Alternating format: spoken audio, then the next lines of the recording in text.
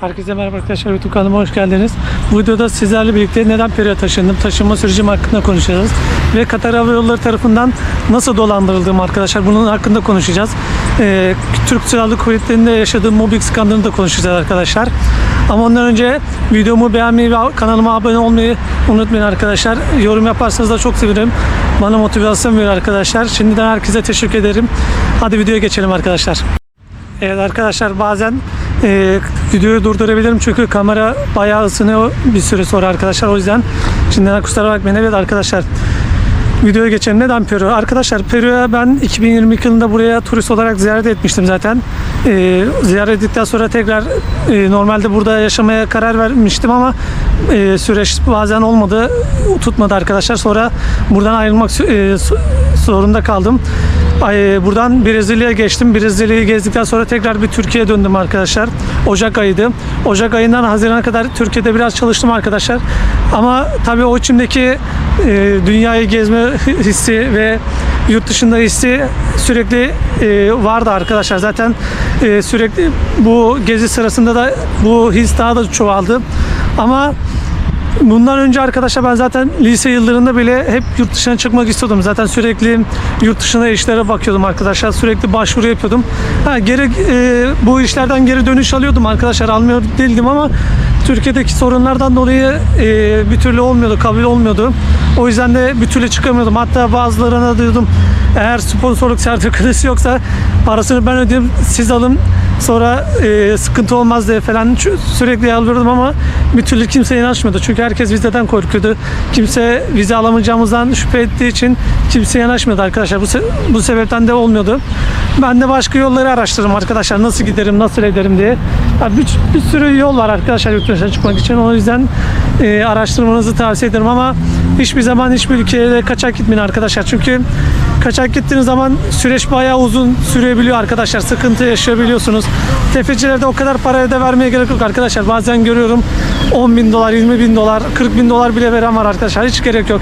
O parayı vereceğinize pasaportunuzla birlikte Gürcistan'a gidebilirsiniz arkadaşlar. Veya Katar'a, Dubai'ye, Karadağ'a gidip buralarda dil okuluna veya Güney Kore'ye dil okuluna gidip biraz kendinizi geliştirip ben de çalışabilirsiniz.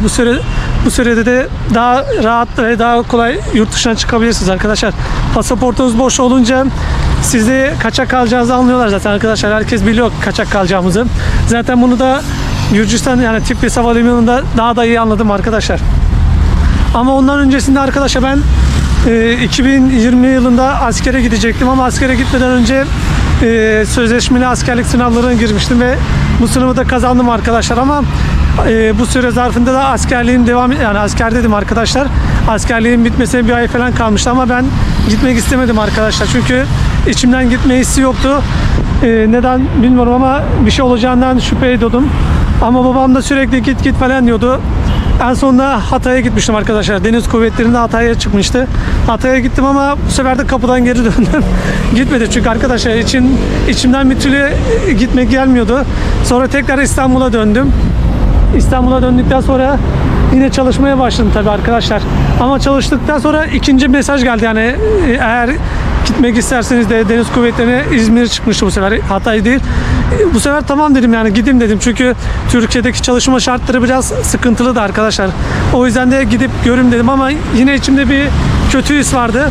Ve korktuğumda başına gelmişti zaten arkadaşlar. İzmir'e gittim. İzmir'de eğitim bittikten sonra yine İzmir çıkmıştım. Ve İzmir'e Foça'ya düşmüştüm Deniz Kuvvetleri'ne. Deniz Kuvvetleri'ne gittiğimde geçici görev olarak başka gemiye vermişlerdi beni.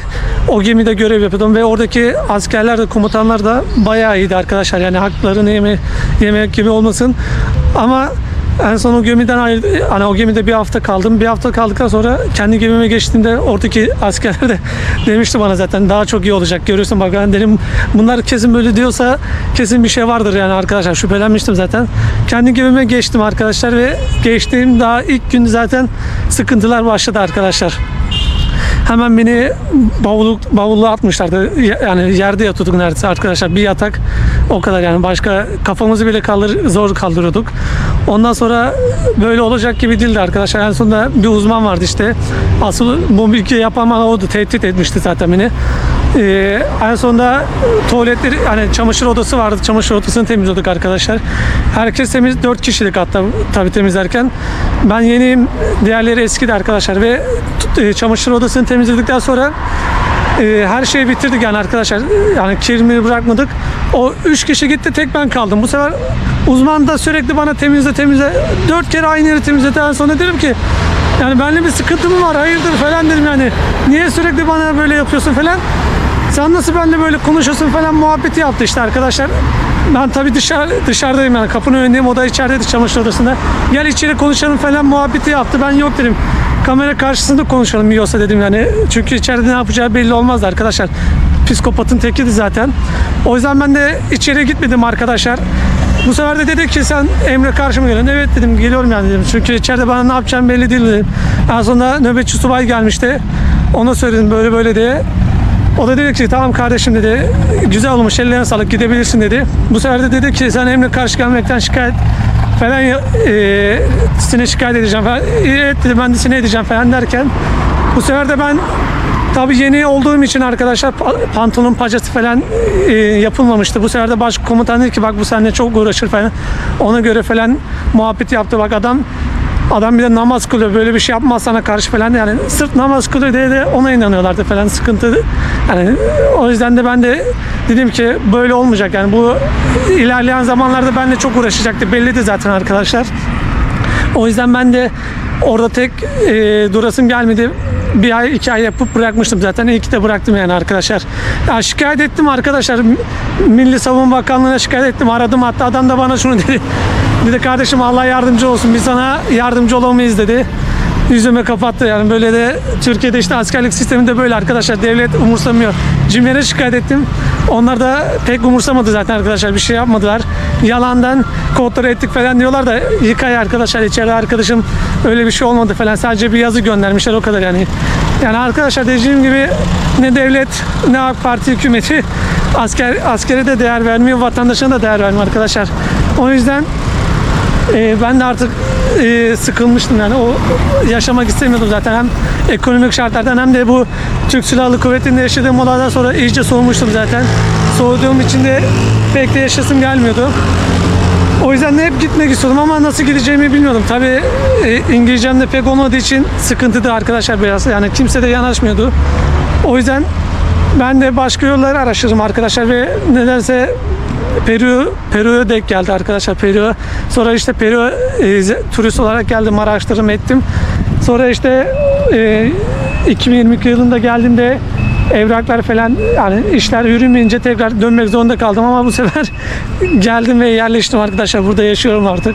Şu anlık memnunum, evet memnunum arkadaşlar. Burada rahat bir ülke yani, kimse kimseye karışmıyor arkadaşlar. Kimse kimseye laf etmiyor.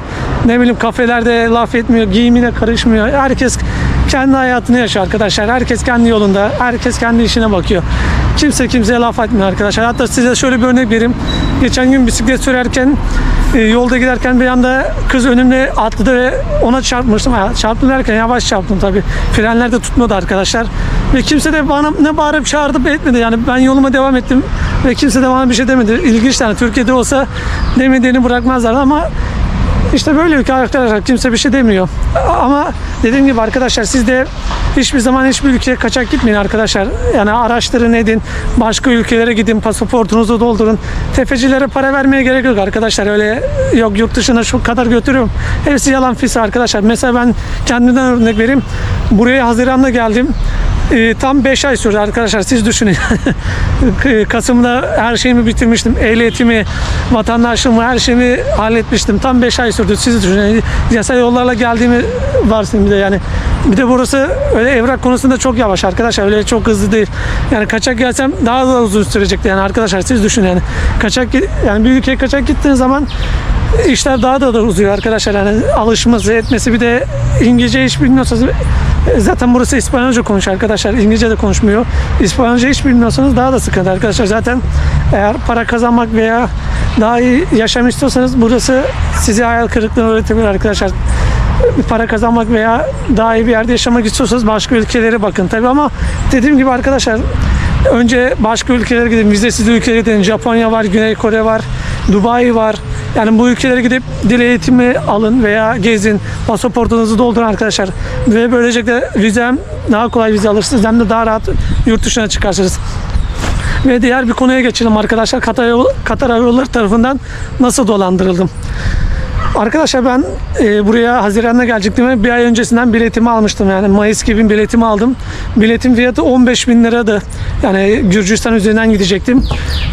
Gürcistan parasıyla da 2.000 lira falan yapıyordu. 2.500 lira falan.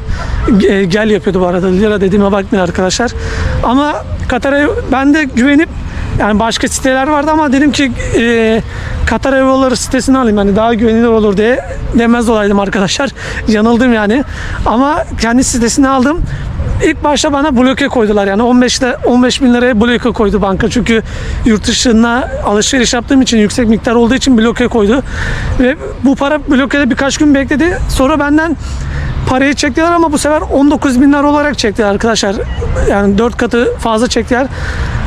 Bunlara yazdım arkadaşlar, niye benden fazla çektiniz, paramı geri verin, bakın böyle hesap ekstrelerim var, bankaların görüntüleri var, elimde kanıtım da var.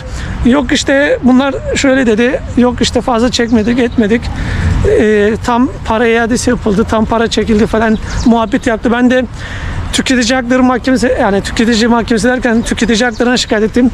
Bu sefer birkaç hafta sonra daha doğrusu bu Katar Hava Yolları'nın avukatı beni aradı. Sebep nedir, neye böyle şikayet ettiniz falan diye. Ben de onlara durumu anlattım. Gerçi avukat mıydı belli değildi arkadaşlar, tam sonrasında ulaşamadım. Olayı anlattım böyle diye. Tamam dedi ve o da bir şey yapmadı arkadaşlar, öyle kaldı. Yani Türkiye'de bildiğiniz gibi herkes kafasına göre at koşturuyor, işte herkes herkesi dolandırıyor. Dolandırdığı için ben de paramı alamayacağımı biliyordum arkadaşlar. Şimdi şunu da diyebilirsiniz, keşke daha da şikayet etsin, haklarım var falan. Arkadaşlar Türkiye'de hak hukuk yok yani arkadaşlar, bunu kimse demesin yani, var ya, paranız varsa eğer zenginsiniz hak hukuk size çalışır, ama paranız pulunuz yoksa size çalışmaz arkadaşlar. O yüzden ben de alamayacağımı bildiğim için bıraktım yani. Hatta Fatih Altaylı'nın bir sözü vardı. Boğazında kalmıyorsa kışlarında kalsın. Aynı onun muhabbeti gibi arkadaşlar. Boğazlarında kalmıyorsa kışlarında takılı kalsın. Çıkaramasınlar onları. Param zıkkım ettim arkadaşlar. Yapacak bir şey yok. Yani daha da çok şikayet ettim ama dediğim gibi arkadaşlar, yani Türkiye'de bunu herkes hava yollarını savunduğu için kimseye bir şey şikayet edemez arkadaşlar. Yani hak hukuk olmadığı için sıkıntı. Ya arkadaşlar burası güzel, gayet iyi. Ya, Türk Silahlı Kuvvetleri olsun, Türk Silahlı Kuvvetleri olsun. Yani Katar Hava Yolları'ndan iyice bıkmıştım zaten arkadaşlar Türkiye'den. Zaten böyle sosyalleşmek olsun falan Türkiye'de de yok arkadaşlar. Zaten demokratik yapı da bozuldu iyice arkadaşlar. Eskisi gibi değil zaten. Bu siyaset, AK Parti hükümeti iyice Türkiye'yi mahvetti arkadaşlar. Hatta Tiflis Havalimanı'nda uçağa da beni almamışlardı. Hatta almayacaklarını biliyordum zaten arkadaşlar. O yüzden erken gittim. Özellikle ön sıraya girdim ki bir sıkıntı yaşayacağımı tahmin ediyordum. Ve dediğim gibi oldu arkadaşlar. Beni almadılar. Yani o kadar Türkiye'den daha düşük pasaportları bile uçağa alıp beni almadılar. Bayağı da zorladım arkadaşlar.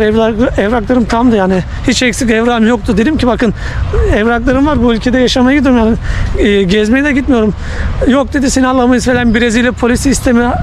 Yalan konuştular hep arkadaşlar. Sürekli yani 2 saattir bana hep yalan konuştular. Hep sürekli yalan söylüyorlardı. En sonunda ikna ettim yani. Dediler ki tamam dediler, dönüş bileti alırsan seni uçağa alırız. Tamam dedim, dönüş bileti de aldım. En sonunda adam bana şunu dedi, Erdoğan dedi. Aynen dedim. Erdoğan deyince anladım zaten. İyi tamam dedim, o sıkıntı yok dedim. Gittim uçak biletimi aldım. Bu sefer de dönüş, yani Katar Hava Yolları uçağı kabul ettikten sonra gittim, o aldığım bileti de iade ettim, paramı geri aldım. Tabii benden 50-100 dolar bir kesinti attı ama canı sağ olsun arkadaşlar, sıkıntı yok. Dediğim gibi arkadaşlar, Türk Silahlı Kuvveti'nde hem Katar Havaları'ndan yaşadığım sıkıntılar olunca iyice soğumuştum zaten arkadaşlar. Türkiye'de de zaten hem ekonomik sıkıntılar hem insanların bakış açısı çok değişmişti arkadaşlar. Artık zaten Türkiye'de ben de yaşamak istemiyordum uzun süre önce. Buna da bu olaylar eklenince zaten karar vermiştim arkadaşlar. Buraya Gelen olursa, yani gelmek isteyen olursa yine yardımcı olurum arkadaşlar. Yorumlara yazarsanız size destek olurum ben, ama başka türlü getirme şansım yok yani arkadaşlar. Araştırmanız gerekiyor, ama dediğim gibi tabii Türkiye'de yaşamak gerçekten zor arkadaşlar. Zaten hem Türkiye'deki zaten şu an her şey ateş pahası arkadaşlar. En azından bu ülkede alım gücü var arkadaşlar. Alım gücü yok değil. Bazıları diyordu zaten bu ülkede yaşanmaz, işte ekonomisi iyi değil, kötü falan diyorlardı, ama ben de biliyordum arkadaşlar. Ama en azından bu ülkede herkes herkese saygı duyuyor. Kimse kimseyi aşağılamıyor. Ne bileyim, kafelerde öyle gidip kafelerin dökmüyor ya da karışmıyorlar. Kimse kimseye bulaşmıyor arkadaşlar. Giyimine, kuşamına, hiçbir şey kimse kimseye karışmıyor. Herkes yolunda, işinde, gücünde bir yer burası arkadaşlar. Ve ben de bu yüzden burada şu an rahatım arkadaşlar. Emin olun, kafam rahat, güzel, mutluyum burada yani arkadaşlar. Ve zaten Türkiye'de de AK Parti'yi zengin etmeyi düşünmüyordum arkadaşlar uzun süre. Hani AK Parti yetmiyormuş gibi bir de onların aboneleri var. Bir de onları besliyorduk arkadaşlar. Yani bir türlü bu hükümete doyuramadık arkadaşlar. Sürekli yiyorlardı. Sürekli 20 yıl yediler, hala da doymadılar arkadaşlar. İstifa da yetmiyor. Ben anlamadım arkadaşlar. Yani hem kendileri keyif sürerken biz de böyle sefalet içinde sürünmek istemiyordum arkadaşlar. O yüzden bir ülkeye gitmek istiyordum. O ülkede burası oldu arkadaşlar. Bu karardan da memnunum arkadaşlar. Hiçbir zaman da pişman olmadım yani. İyi ki de gelmişim diyorum arkadaşlar. Türkiye'de olmaktansa burada olmak daha iyi arkadaşlar. Şunu da diyebilirsiniz, nasıl yurt dışına çıkacağız, para mı falan. Arkadaşlar her şeyin bir çözümü var. Paranız yoksa da bankaları patlatın arkadaşlar. Bankadan kredi çekin, kaçın. Emin olun, hiçbir şey olmuyor yani, siz düşünün. Ama siz yapacaksınız arkadaşlar. Devlet bankalarından yapın özellikle, ama düşük yapmayın arkadaşlar. Yapabildiğiniz en yükseğini yapın. Öyle kredi çekip çıkın yurt dışına, ama bir şey de olmuyor arkadaşlar. Zaten 10 sene sonra kapanıyor yani bu. O yüzden rahat olun. Üstünüzde bir şey varsa o sıkıntı, o zaman yapmayın arkadaşlar. Bu sefer banka onlara el koyabilir yani. Ama onun dışında gayet güzel arkadaşlar yani, ama tehlikeli bir ülke arkadaşlar. Yani burada da gezebileceğiniz şehirler var, ama her şehre de gidilmez. Amerika'da öyle arkadaşlar. Mesela Amerika'ya gideceksiniz diyorsunuz, ama Amerika'da her şehirde yaşanılmıyor arkadaşlar. Orası da tehlikeli, çünkü orada da silahlanma var. Yani soyulma, hırsızları, öldürülme olayları orada da fazla arkadaşlar. O yüzden gittiğinizde dikkat etmeniz gerekiyor arkadaşlar. Eğer Avrupa'da biraz daha rahat hissedebilirsiniz, ama Latin Amerika olsun, Amerika olsun, burada sıkıntı arkadaşlar. Zaten tefeciliğe de giderseniz daha da sıkıntı arkadaşlar. Yani polis sizi vuracak mı ya da ölecek misiniz belli değil arkadaşlar. O yüzden yani tefeciliğe gitmeyin arkadaşlar. Her zaman yasal yollarla gitmeyi deneyin. Burada da geldiğim için daha rahatım arkadaşlar, daha güzel. Memnunum yani arkadaşlar. Umarım siz de bir gün ailelerinize kavuşur ve çıkarsınız yurt dışına arkadaşlar. Eğer aklınıza takılan bir soru da olursa yoruma yazarsınız, ben de cevaplarım arkadaşlar. Dediğim gibi devlet artık kimse de umursamıyor zaten arkadaşlar. Dediğim gibi gördünüz işte, elimde bütün kanıtları var. Türk Silahlı Kuvveti'nin adam açık bir net beni tehdit etti yani. Bunu şikayet etmeme rağmen de kimse beni ne yardımcı oldu, ne devlet umursadı. Hiçbir şey de yapmıyorlar arkadaşlar. Askerin değeri de kalmamış artık yani Türkiye'de. Askere de değer, kıymet vermiyor devlet. İnsanlara verdiği gibi arkadaşlar. Devlet kimseyi düşünmüyor yani. Devlet ancak kendini düşünüyor veya yanındaki arkadaşlarını düşünüyor arkadaşlar. Yani şunu Türkiye'de açık ve ne söyleyeyim, şu konuşmayı Türkiye'de yapmış olsam sabah kapıma polis dayanırdı yani arkadaşlar. Çünkü kimseyi eleştirmeye hakkı yok yani. Anca herkesi esir etmiş. Herkes kendini hakkında konuşamaz falan muhabbeti yapıyorlar. Özgürlük yoktu arkadaşlar Türkiye'de. Özgürlüğümüzü de kısıtlamışlardı devlet. Ancak krallık, diktatörlük gibi bir olay vardı Türkiye'de. O yüzden ben de iyice sıkılmıştım, bunalmıştım yani geldiğimde iyi oldu arkadaşlar. Umarım siz de hayallerinize kavuşur ve yurt dışına çıkarsınız arkadaşlar. Ve şunu da söyleyeyim, dünya turunu da yapmayı düşünüyorum arkadaşlar. Aslında benim buraya gelme amacım dünya turuna çıkmak. Çünkü Türk pasaportuyla gidince hem polisler sıkıntı yaratıyordu, hem de hava yolları şirketi çok sıkıntı yaratıyor. Bu yüzden de Türk pasaportundan kurtulmak istiyordum arkadaşlar. Buranın pasaportunu alırsam daha rahat dünya turu yapabileceğim için buraya geldim arkadaşlar. Buranın pasaportu Türkiye'den daha güçlü arkadaşlar. Avrupa'ya vizesiz girebiliyor. O yüzden daha rahat olduğu için buraya geldim arkadaşlar şu anlık. Ve dediğim gibi dünya turuna da çıktığımda videolar gelecek arkadaşlar. Latin Amerika'yı güzel ülkeler var arkadaşlar. Oraları gezip sizlere göstereceğim arkadaşlar. O yüzden kanalıma abone olmayı ve beğenmeyi unutmayın arkadaşlar. Bir sonraki videoda görüşürüz. Kendinize iyi bakın arkadaşlar.